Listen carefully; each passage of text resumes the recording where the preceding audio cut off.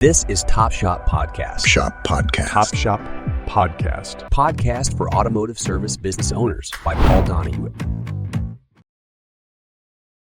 Hey, and welcome to another Top Shop Podcast. We've got a great auto repair shop owner just right down the road from me. He's a fifth generation Southern Utah fella. So I just live north of him, the other end of the state, up in Pleasant View, north of Salt Lake. So,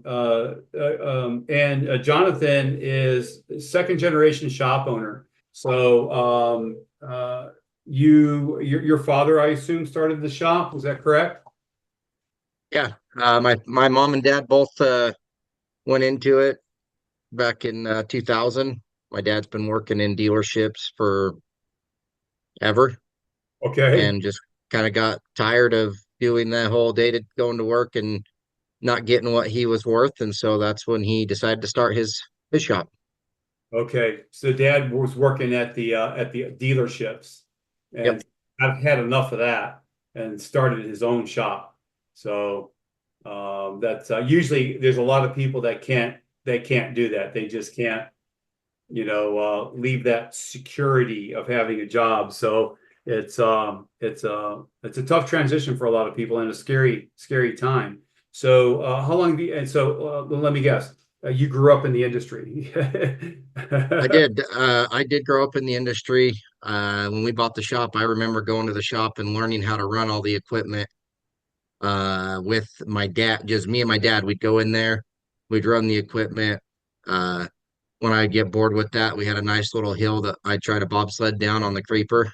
Not a recommended way of trying things, but as a young kid, I had to try it. Right. Yeah. So go ahead. Tell me about your career. So I would imagine you were probably in the shop when you were a tyke and just grew up in the business. And then when did you take it over? How long ago did you take it over? Yeah. So when my parents bought it, I was 14, but being that my dad was working in the dealership, he was always doing side jobs. I remember they've got pictures of me growing up laying on the hoods of cars, sleeping. I've always been around it or in it because my dad's been doing it for, I think when we bought the business, he'd been doing it for 40 years. Okay. And so I worked there every time during the summer, every day after school. Anytime I got suspended, I was usually there working. I just really enjoyed it. Even from a young kid, I'd tear stuff apart, put it back together, or try to put it back together. If I couldn't, I'd wait for my dad to get home. One of the big things that in our industry or in our town down here, we actually started out as a diagnostic only shop. So we started out as Hummels Automotive Diagnostic Center. We did that. We had dealerships, we had car lots, we had other shops sending cars to us. And a lot of times, it'd been to 3 or 4 other shops, nobody could figure it out. My dad would hand me the ticket and say, "You want to do it or you want me to?" I'm like, "I'll give it a try first. If I don't find it, I'll let you do it." And 90% of the time I usually found the issue. And really I have to accredit that to my dad because he had a diagnostic process on paper. We called it the stage 2 that we would follow through. And I would follow it 90% of the times we could find the issues. That other 10% usually was something crazy that we had to start hooking up some expensive equipment that we had back in the day. So I went to school. I took all my high school automotive classes my first year of high school, and it kind of left me they actually advanced me through because I had a little more knowledge than the basics. So I went into all the advanced classes, moved into college. From college, I met a guy who had retired but was training another guy for the Ford AAA troubleshooting competition. And so I would go in early in the morning, like 5 o'clock in the morning, and learn from him. When all was done, he asked me if I could make it into the competition, he would come back and train me, but I had to do it by myself. So me and my partner, I made it in, my partner, and he came in and trained us. We won first in state, went to nationals, didn't do as good as we had hoped, but the guy who trained us was told that he didn't need to come in and train us because the guy that was the instructor wanted to get the credit for it. Oh, wow. But You know, it was a great learning experience for me. I won lots of scholarships. Wound up going to Salt Lake Community College in the automotive field, and really, I mean, I just enjoyed that area. It took what I already knew and gave me the theory behind it, which then made it so I could really diagnose and understand how the systems work. All right, awesome. Well, that's a interesting story how you got started in the industry. So you were already 14, you were already a teenager when your mom and dad bought. Did they start the shop or did they buy a shop that was already running and this then rename it Hummels? They bought it was actually a failing business when they bought it. The guy came to them and basically sold them the equipment and a place, the space that they were leasing. So we it was called National Automotive Diagnostic Institute, I believe. And the guy would go around teaching people, and then he would try and work on the side. That didn't work out, so he sold it to another guy. That guy run it into the ground. And that's when he approached my dad, who my dad had been teaching for him on and off, but not a whole lot. Okay, and so it kind of almost fell into your dad's Yeah. lap. Yeah. Well, and my dad was the guy at the dealership that he got all the stuff that people screwed up or that people couldn't Oh, figure out. So my dad was very knowledgeable, is still very knowledgeable in the automotive repair aspects, and he was always learning, always changing the way he looked at things. And when we very first started, our one of our slogans was diagnosing today's vehicles with tomorrow's equipment. Because a lot of the stuff that like when we started 24 years ago, we were using automotive oscilloscopes, and that wasn't a very common thing in the automotive world. so yeah, so this is a good question to ask you then. How has the auto repair industry changed over the past decade? How do you Oh my man, just the things that I've seen, like one of the biggest things that we talk about is like compression tests. Like Yep. I can do it, you used to be able to have to pull the plug out, run a dynamic compression. Now we do a relative compression, which we're just looking at the amps coming out of the battery. And every time we hit a compression stroke, we look at this pattern and we basically determine whether the engine is capable of running or not. The technology, when I started in 2000, you had maybe 10 computers. Now you have 10 computers that are just the main ones, and you have about 40, 50, 60 computers that do everything else. The headlights have computers built onto the back of them, and everything is controlled by computers and data lines, which is making it so that what we were doing 24 years ago is more critical now with using automotive scopes with diagnosing network communication issues and misfires, and all these things that we have are just, it used to be just direct line. Now we've got everything is done by wire. Right. Yeah. So are you guys doing DVIs, digital vehicle inspections, or? Yep. Yeah. Yep. We started doing DVIs so 14 years ago or something like that.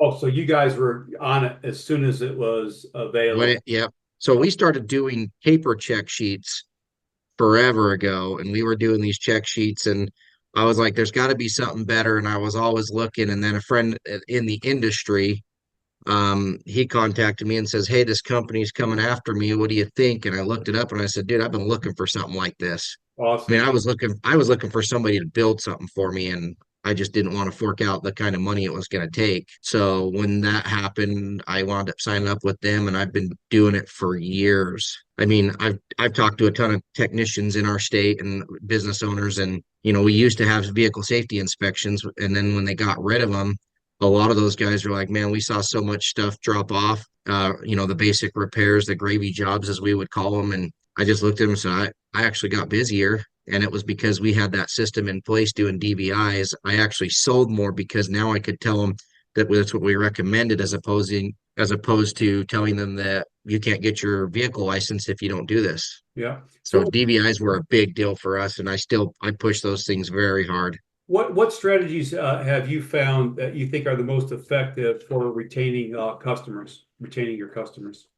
Some of the strategies that I found, one is, the customer may not always be right, but they are always the customer. Right. And so, I would rather take care of the customer, maybe let it hit my pocketbook a little bit harder most people want to. But one thing that I learned, and I would like to say early on, but it was actually quite a bit later, is I got to let my ego go. My ego, somebody once told me, big ego, little wallet, little ego, big wallet.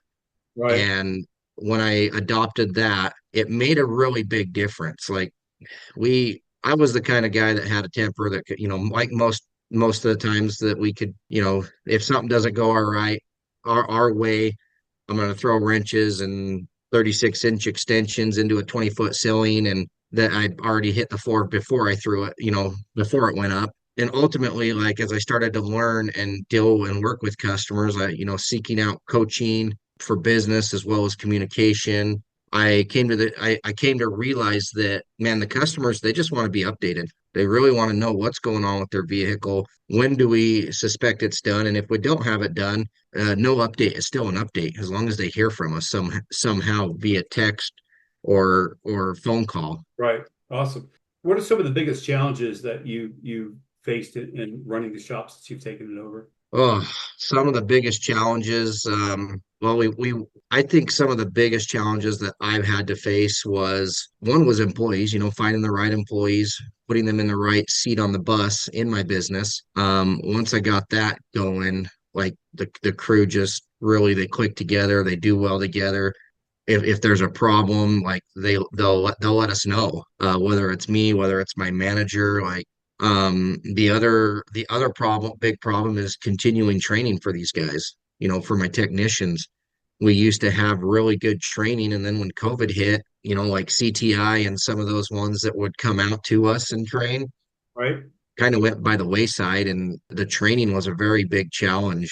Say the third big challenge that I had when I took it over was our location wasn't really the best location, and so I had to learn how to market. And I know a lot of people disagree. Sometimes people don't like the marketing strategy. They think everything should be online, but man, we did we do digital mail marketing and we do direct marketing, and getting past my mom, because she was a partner still, is still a partner, but she didn't like doing the direct mail to customers. And that, man, that was a big one. Like it grew our business from, struggling month to month doing, our goal was 30K to, roughly doing over 200,000 a month Right. consistently. Consistently. And so we're one of the digital agencies that really advocate traditional methods, because traditional methods still work for a lot of shops. That's getting involved in the community, Mhm. doing the mailers. Some shops haven't had success with mailers, but most, in any decent sized town, any decent sized city, as long as you're targeting that 3 mile radius right around the shop and you're getting to I've heard of people, shop owners telling me that they did a mailer a year and a half ago, and somebody walks in with the mailer. They just threw it in a drawer, and then one day they needed something. But every time they opened that drawer, they saw that shop, so top of mind, and Yep. and the shop owner's like, I, "Wow, I sent that out a year and a half ago." I, So I did one 15 years ago. Was our first mailer. We sent it out once. I would say probably 2 years ago. So 13 years after we had sent it out, it showed up at my door. oh, that's And they were like, and it was a free safety inspection, which back in the time were $17. right. Um, and it was a 24.99 oil change. And they walked in and said, "Will you still take this?" And I said, "Absolutely." And I mean, you Yeah, just never know. sure. Like one thing I learned with direct mail is it takes 3 to 6 months to gain traction. Right. Like you can't send it one month and expect, like when I did it, it actually worked for me. I'm also in an area that has a lot of new move-ins, and so people are just looking for places to bring their vehicle. But direct mail, it honestly takes somewhere between 3 and 6 months. And if you're not willing to give it 3 to 6 months, you're not going to see your return on investment. Yep. So, I mean, people do the same thing with digital. That's why we tell them, look, it's 1 year minimum, because mhm. it takes 3 months really just to get the ball moving, 6 months to start seeing some results, and then a year to 2 years to see maximum results. So you had mentioned this a little bit earlier, and I think this is a really important part of all of shops is shop culture. Mhm. What do you guys do to build and maintain your shop's culture? Because I've heard of shops where when they have a good culture, they don't even have a hard time getting techs. The techs find them because word gets around. This is a great shop to work with. The people are really nice. They open and close on time. They give you, sometimes it's weekends, whatever it might be. A lot of shops tell me they do some sort of a weekly meal. So a family together stays together. So tell me, Jonathan, how do you guys build and maintain a strong company culture within your shop? So a lot of that is exactly what you said. Like we were doing a meal at least once a month, to be able to get these guys, to sit there and eat and talk. And when I say a meal, we're talking brisket and Right, some kind of a barbecue, right? right, The other thing is, you got to start somewhere. And usually it has to be either you as the manager or you as the owner that starts that culture. If you come into work with a bad attitude, you can't expect anybody else to come in with a great attitude. They're going to feel it. Like a lot of times, most of us feel emotions. And so that was really like I always tried to come in with a good attitude. And if I had a bad attitude, I would usually try to get away from everybody and try to figure out like what is going on? Why is my portion of the culture breaking down? And a lot of times, like if I had culture failures, I would look at myself and be like, where did I go wrong? And a lot of times asking myself, are they willing, are they untrained, unwilling, or unhinged? And as long as I could look at those three things, I could tell like if it's a training issue, that's my fault. If they're unwilling, their fault, unhinged, like we can't fix that portion. And so ultimately what I wound up doing was the manager that I hired, like I try to be very transparent with my guys and share on my vision. And I've got a very strong vision, and the stronger that vision is in my mind, the better the culture is. If that vision starts to get blurry, I notice my culture starts to blur a little bit. right, And and so really it's knowing the vision, sharing the vision. And if you share the vision, you're going to have people they are going to push you to be greater and push you to have a stronger vision and help you obtain that vision. right. Awesome. Um, so I heard something you say, when I have a problem, I take a look at me first. So I think a lot of people forget to do that. They look at what's going on. Oh, what's this problem out here? Hmm. So and it takes a person with a strong personality to be able to say, okay, what could my part, be in this? Now you mentioned training. I see three, maybe sometimes four, but I'm gonna write three down. I see three really, really important keys with all successful shops.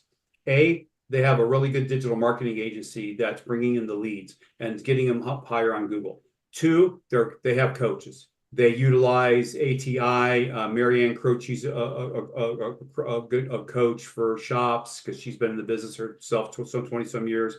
Rick White is another one. These are independents. And then you have the big, huge companies like ATI. So coaching. And then on top of that is training. Automotive Management Institute is a great one. They're probably the oldest and the largest. And then there's Vision, where we were at Vision Trade Show together this year. I didn't remember seeing you on the floor. So, but that's how we got originally connected with Jonathan, was through Vision Trade Show. So tell us about Vision really quick, because I believe that Vision, based on all the answers that I asked to shop owners and techs and managers, they told me that it was one of the best places to get training in the country. Vision has a lot to offer, and I really enjoyed it being there. I feel like they had a little bit of some issues with like their mapping, so it was a little bit difficult to find where the classes were and to get to getting to those classes. Like that had been one thing that the best feedback that I could give was making sure that their map app was working. It wouldn't even allow me to download it or anything. So I just kind of wandered around looking for the classes. Okay. And so either having a paper map to say, hey, this is where this class is or whatever, I just, I felt like that was where it was lacking. But I know a lot of those trainers that were there are top-notch trainers. the information that they were presenting was really good information. Like it is a great place. It's just very hard to take a group of guys, from Southern Utah and either shut my shop down for those days or take half of my guys and go back there and it hurts. And so that's where, like being able to have these mobile guys who come in and train 2 to 3 hours a night is great. And that's where having Zoom calls are like kind of the worst way for training because, your guys are either on their phone, looking at stuff, not paying attention or whatever. Like I know a lot of people as instructors and as demonstrators, as we're talking, like we feed off of people's questions, and that's what really makes the class worth the while of being there is the more questions you ask, the more, we learn as instructors, but as well as the more that, we get to teach as well. And if we don't know it, we have to go find that answer and give it to you the next time we see you. Sure. So it sounds like you utilize all three of those things: training, coaching, and digital marketing. Who have you had? That's one of the. What role has mentorship played in your career? And have you had any influential mentors? I'm sure it would be your mom and dad, right? Mom and dad were definitely very influential mentors. I had one that was the guy that trained me in college. His name, we called him Mr. R. His name was Archie Romney. And like I've had a lot of really good mentors throughout the years, but those would be the three that were my biggest mentors. I've, as coaches and stuff like that, I've had some really great peers in my life. I've had people come in and coach us on the marketing portion. And then when I joined the coaching company and started getting coaching more specific to automotive, that's what really that helped me to be able to be a peer and a mentor to other people in my industry as well. Okay. This is a tough one for a lot of shop owners. Can you share any strategies for balancing work and personal life? Oh, I don't know. That's a like you said, that's a difficult one for shop owners. Owners, the techs, no problem. They come in, they leave, but the owners, Yeah, like us that own the business, yeah, for me, it's usually a 12-hour day, pretty much every day, which is yeah. standard. But you gotta have to have some sort of a work-life balance. So, I mean, do you have any hobbies that you do? Are you Yeah, so I think one of the big things that it's not really a work-life balance, it's a work-life mix. there you go. Um, so I can't balance it out because someone at some point is going to get more. So at one point it may be my wife and kids, at another point it may be the business. But really what it boils down to is the mix. Like there's times I'll take my kids up when I'm doing paperwork and I can sit in my office and they'll just hang out, and I've got a projector in my office with a screen and I'll turn some movies on and buy them a McDonald's Happy Meal and let them just play while I'm filing paperwork and doing that stuff. Hobby wise, like I do search and rescue in our county. Okay. So that's a fun hobby that I like to do. It doesn't include my family, but that gives me some kind of that release that I need from the business. And just recently, I've been into snowmobiling for the last 7 or 8 years, and I bought a machine for my wife and my kids, and we just kind of go out and take them. I have a cabin in Fairview, Utah. Oh, wow. Um, and we go up there and we ride in the mountains, and they ride, my kids ride the parking. My kids are 4 and 3, Right. and then I got one on the way. And so we just literally teach them and have a good time. Sounds awesome. Yeah. Getting out in nature, I think, is really important. There's massive amounts of research of spending time out in nature. So that cabin and when I was a kid growing up, my most cherished memories are of this campground that we used to go to. My dad worked in a factory, my mom in the school cafeteria. So on the weekends, we had this camper that was permanently parked like 40 some 50 miles down the road, and it was Buccaneer campgrounds, and that was some of my happiest memories when I was a kid. So you're creating those with your kids at your cabin. So, Yep. uh, 20, no business runs without, really good finances, and making sure that any tips on, how to manage finances, or, a percentage that gets put away, percentage that goes to digital marketing, percentage that goes to training. Any advice there? Well, we could go into that for probably days. I think the biggest thing is getting to understand and know your P&Ls. I know a lot of coaching companies do teach the percentages that you want to be looking at, as far as like your percentages of parts and what you should like. There's numbers for everything, and that was my biggest struggle when I took over. Like I used to always tell people, I'm not a numbers guy. I just go and work, and they're like, "Well, how do you run your business? Work hard, push hard." But when I started to be a mentor to people, that's when I realized that I knew more than I was leading myself to believe.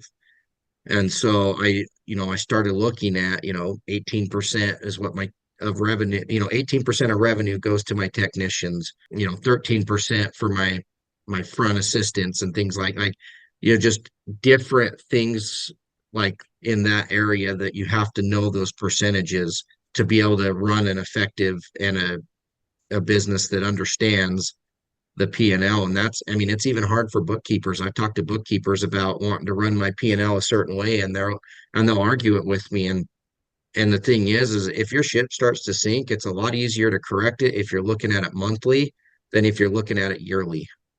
And most people don't look at it but their P&L once a year, where we try to look at it, once a month. Right. Okay. Yeah. That's the big thing I've got with my, when we work with the company with their digital marketing. I can't tell you, every week I talk to owners, just about every week I talk to owners, and they're like, "Oh yeah, we're doing some PPC. What's your budget? Oh, 1,500 a month. What was your return last month on that?" And they're like, "I don't know." And I said, "Stop doing PPC now," because all of our shop owners can answer that question just like that. So, how many leads do you have coming in? What source did they come from? What was the total amount that was invested in marketing for that month? Divided by those number of leads that came in is the cost per lead. Great. Now, out of those leads that came in, the cost per lead, how many of those turned into book jobs? So knowing those numbers, both in the marketing and both with the business, how much revenue came in, how much goes out for salaries and expenses, down to the T. All of the shop owners, really successful shop owners, they know that. They really know those numbers. Techs, if you ask, a lot of shop owners, how many techs do you guys have? I have 5 techs right now, looking for a sixth. How many? Oh, okay, you have five. Five. Yeah. Yep. 5 techs. How many lifts? I have 8. Oh, you have 8 lifts. Wow, nice Yep. size. How do you attract and retain skilled technicians and staff? Do you have any kind of a strategy? So the way I attract them is always marketing. Okay. Marketing doesn't just consist on bringing in customers, it also consists of bringing in technicians. So even if I don't have a spot to fill, I still want to talk to these guys. I want to get to know them. I want to get their number in my cell phone, because if I have an issue or they have an issue, I could be texting them, once or twice a month, or once a month, or once every couple of months, and just saying, "Hey man, how's things going? You want to go to lunch with me?" Like I don't even have to offer them a job, but I just want to, same thing with customers, a friend of mine. I want to be a friend of mine if that technician gets upset at working for whoever he's working for or she's working for, then I want them to be like, "Hey, I'm calling you first." Just like we were talking earlier, like, you build a culture, you start getting people knocking on your door wanting to come work for you. And that's really like what we've got. I've got people knocking on my door like, "Hey, I want to come work for you." The problem is, it's the skilled guys who already have a job that we're having to wait for them to get upset with wherever they're at. Right. And that's why we're always marketing. Like I can bring in guys, if I wanted to fill my sixth position, I could bring a guy in right now and hire him, but the skill and the experience isn't there to justify bringing that person in. My guys, I have an expectation of a minimum of 35 hours a week turned, in order to, to stay to be able to stay working there. Like I'm not going to be like one week they hit it, but or one week they go under that, they're in jeopardy of their job, but they know that, we like to see an average of 35 hours a week, and my guys consistently do that. Okay. So you've already created the shop culture where you actually get people knocking on your door. So there's a lot of shops that they are really, really trying to find skilled techs, and they just cannot find them. So, but the shops that are really running well, they're doing multi 7 figures in gross revenues. I always hear him say, "Well, we're really active in our community. We go out to the schools and talk to the trades teachers, and they have us come in and meet and talk with the students, which is great because if that was the technique that someone had just mentioned just recently. So they were in Denver, yeah.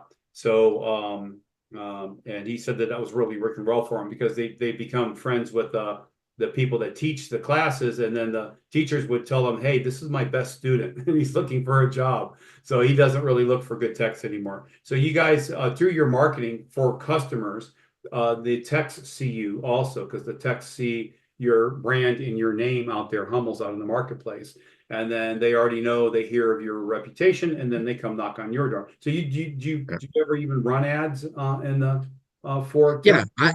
I run ads for on Indeed and stuff like that. Like I do that's the marketing, right? It's still Sure. I think one of the big things is making sure you have a clean space. A technician, a good technician is going to be do his research. So if he drives up to your shop and it looks dirty and run down, there's a good chance he's not going to come work there.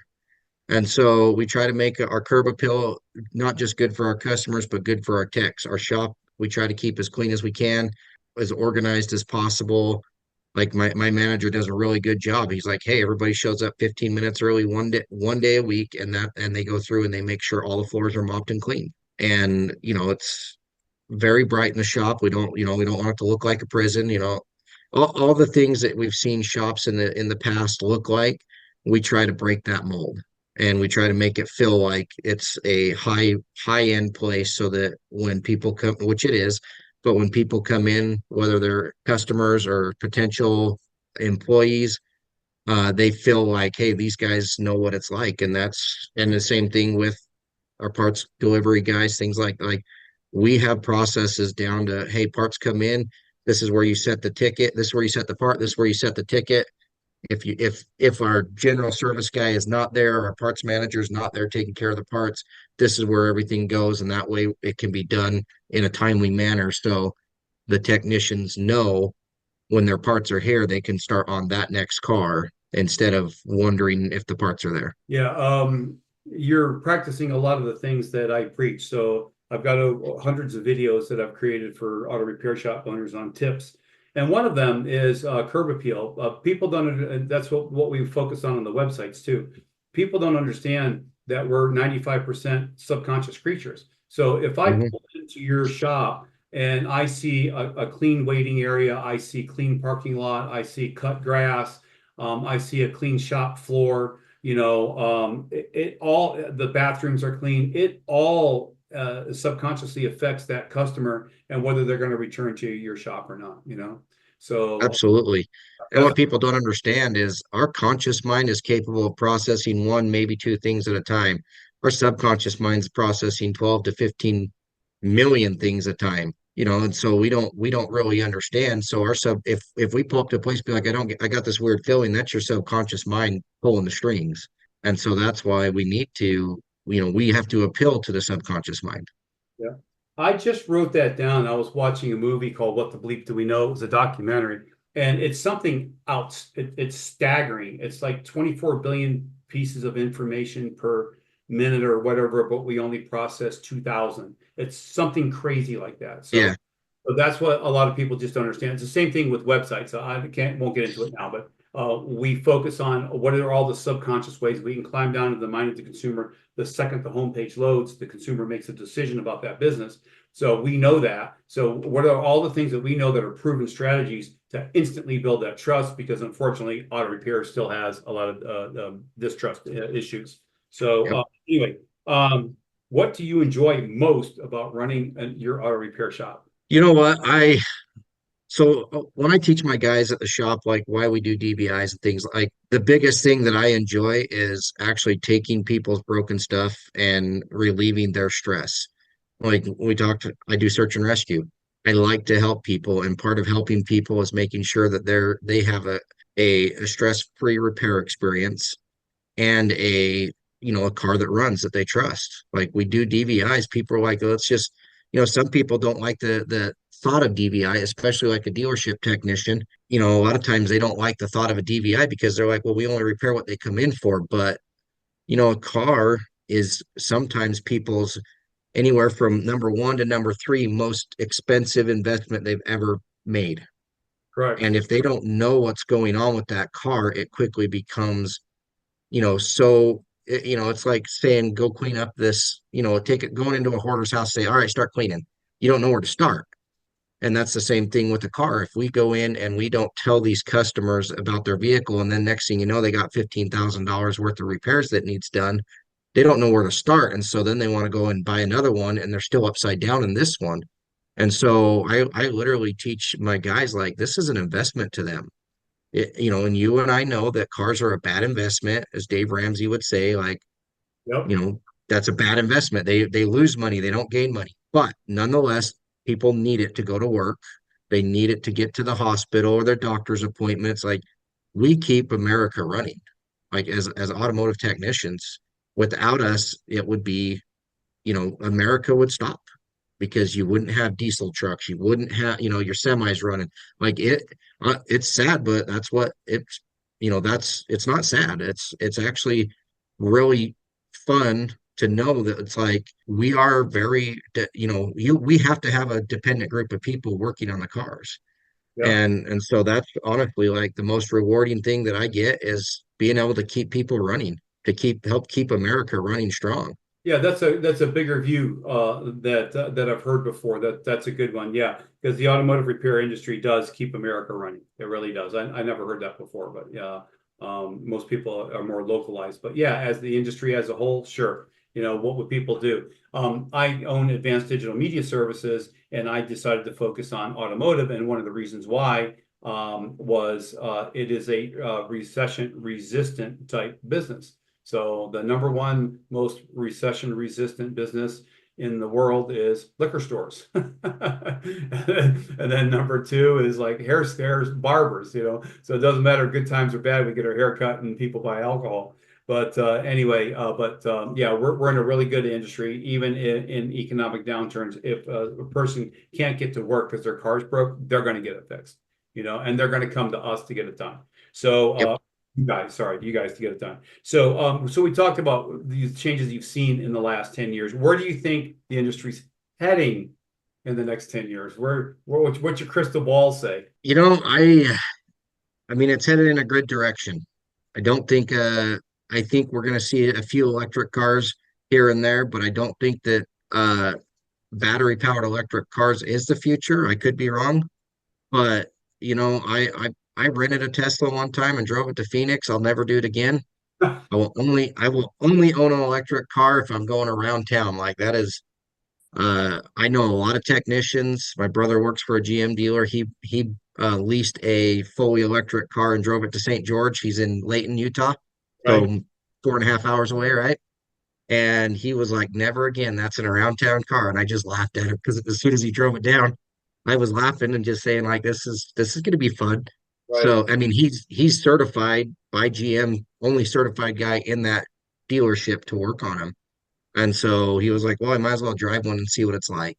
Buy one, be able to have it and play with it and tinker. And man, it was just, I don't think that's the way. Like right now, I'm getting ready to head out to Kansas City right now. And, I have a 65-gallon fuel tank in my truck. Yep. Like I don't want to sit there and stop and charge every 5 minutes. Right. And Yeah. so it's coming to the point where it still may be electric, but it could be like a supercapacitor, or unless they find some crazy way to change the way that they mine for building batteries and what they use in batteries, like I just don't see it being as sustainable as fossil fuels are. Right. And it is what it is, but I I don't know. I don't know. Like it's going to be interesting to see where it goes in the next 10 years, but I do know that me and my guys will continue to stay on top of it and continue to learn because they're trying to make it so only dealerships can work on it. But I also see that there's a good potential that you just get part swappers in the dealerships in the near future, and they just have somebody that says, "Hey, this is what it is. Replace it." they're trying to make us think more, but they're also trying to make us think less in the repair world. Right. And so in the aftermarket repair world or the independent repair world, like we are fairly advanced compared to what the dealership is because we have been using scopes for 24 years and they've been using them for 5.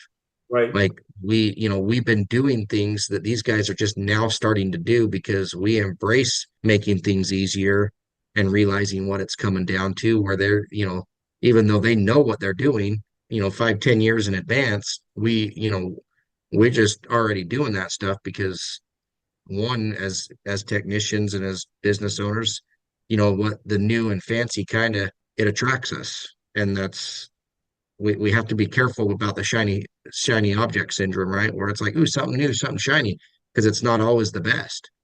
But I can tell you right now, like automotive oscilloscopes, that was a game changer for the automotive world. So personally, I'm hoping and praying for the hydrogen that we figure out how to take this exceedingly explosive combustible material and safely transport it and get it into internal combustion engines that will run on it, so we don't have to change anything, just the fuel source. So, but we're a ways on that. EVs are an ecological disaster. I don't know if a lot of people know that. We're being sold on the new Green Deal, and people think, oh, well, it's an electric car, it's environmentally friendly. No, it's not a new Green Deal, it's a new Green Deal. So Yeah.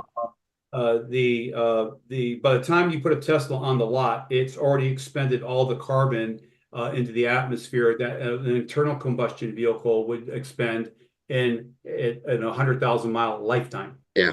And then we Well, have the engine, the batteries, you can't redo anything with them. What do you do with them? And then the mining of the materials, you're the first person to bring that up, by the way.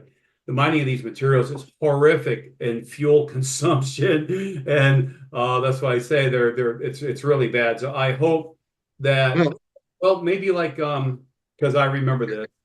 I what's remember the one mine that you can see from space that's down the road from you? what's the one what? The one mine that you can see from space that's down the road from you. One line? Mine, Oh, where mine. yeah, we got Kennecott copper mine, right? I didn't even know it. There's a mine right down the road from me that you can see Yeah, from. in Salt Lake, you got Kennecott copper mine. You can see it from space. Wow. It's huge, but it's all strip mining. And the thing is we can mine oil and we can put a bushel of trees around it, and you don't even know it's there.